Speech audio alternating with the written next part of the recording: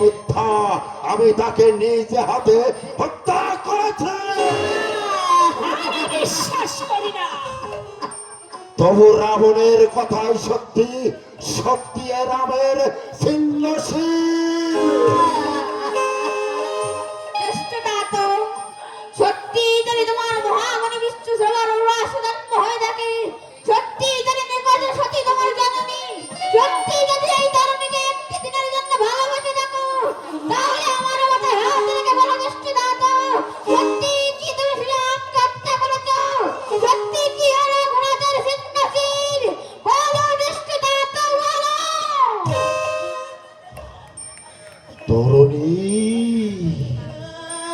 না না না, একবার আমারই ভুলের জন্য আমার প্রাণের ভাই বিভীষণকে হারিয়েছি। তুই তার গচ্ছিত ধন, আমার হৃদয়ের সম্পদ। তোর অমঙ্গল হোক এ আমি চাই না বাবা। তোদের অনুমানই সত্য, সত্যি এ রামের মায়ামুণ্ড।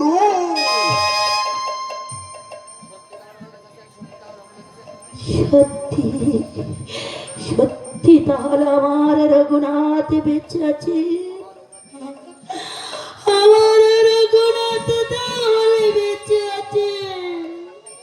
আবার আবার তাহলে আমার রঘুনাথের সঙ্গে আমার দেখা হবে।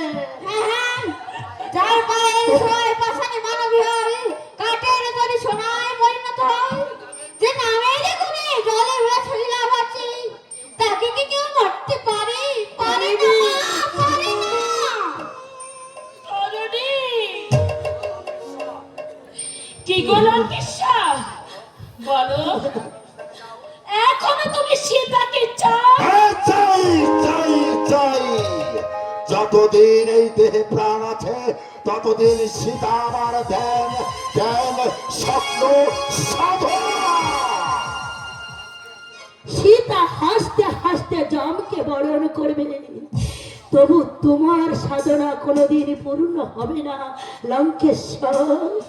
তাহলে সারা জীবন তোমাকে এই অশোক কারণে বন্দিনী হয়ে থাকতে হবে। জগবন্দী হয়ে থাকবো, তবু দ্বিচারিণী হব না। এত দম্ভ! একবার তোমার সৃষ্ট মায়াবীর গো দেখে আমি ভুল করেছিলাম। আজ আমার রঘুনাথের ভ্রান্তের কথা বিস্মরণ হয়ে মায়ামুণ্ড থেকে ক্ষণিকের জন্য আমি চেতনা হারিয়ে ফেলেছিলাম, কিন্তু আর না, আর তুমি তোমার মায়াতে আমাকে টলাতে পারবে না লঙ্কেশ্বর। লঙ্কেশ্বর হাজার চেষ্টা করলো, এই সীতাকে তুমি কোনদিন পাবে না। পাবো পাবো পাবো পাবো। আমি যদি ইচ্ছা করি আকাশ থেকে নক্ষত্র ছিঁড়ে আনতে পারি, সাগর ছুটিয়ে ক্ষীর দিয়ে পরিপূর্ণ করতে পারি। তোমার দম্ভ তো তুচ্ছ। লঙ্কেশ্বর, হ্যাঁ রানী মন্দোদরী, শুধু সীতা কেন, আমি যদি ইচ্ছা করতাম গোটা পঞ্চবটি বন ধরে তুলে আনতে পারতাম, কিন্তু ছদ্মবেশ ধারণ করে শুধুমাত্র সীতাকে যে কেন তুলে এনেছি সে তুমি বুঝবে না রানী, সে তুমি বুঝবে না। শোনো লঙ্কেশ্বর, হায় লঙ্কেশ্বর, তুমি বড় অভাগা। তোমার নিজের দোষে আজ তুমি সব হারাতে বসেছো। আমি স্পষ্ট দেখতে পাচ্ছি রামচন্দ্র যখন সীতাকে উদ্ধার করে নিয়ে যাবে, তখন সোনা লঙ্কা দাউ দাউ করে চিতায় পরিণত হবে, চিতায় পরিণত হবে।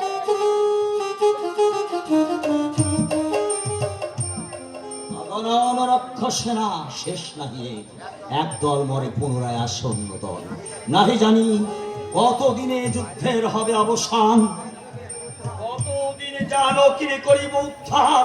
মিত্রবার, মিত্রবার, কি হয়েছে সখা? কেন তুমি হয়েছে চঞ্চল? সত্যি আমি চঞ্চল হয়েছে। আমি ইন্দ্রজিৎ এসেছে সমরে, জানি না কি হবে সমরের শেষ পরিণতি। তাই তুমি হয়েছে চঞ্চল, আমি কিন্তু হয়নি চঞ্চল। যেদিন বন্ধুরূপে পেয়েছি তোমায়, সেই দিন হতে সব ভয়, সব চঞ্চলতা দূর হয়েছে মন। কিন্তু তবু বলি সখা, সাবধানে থেকো।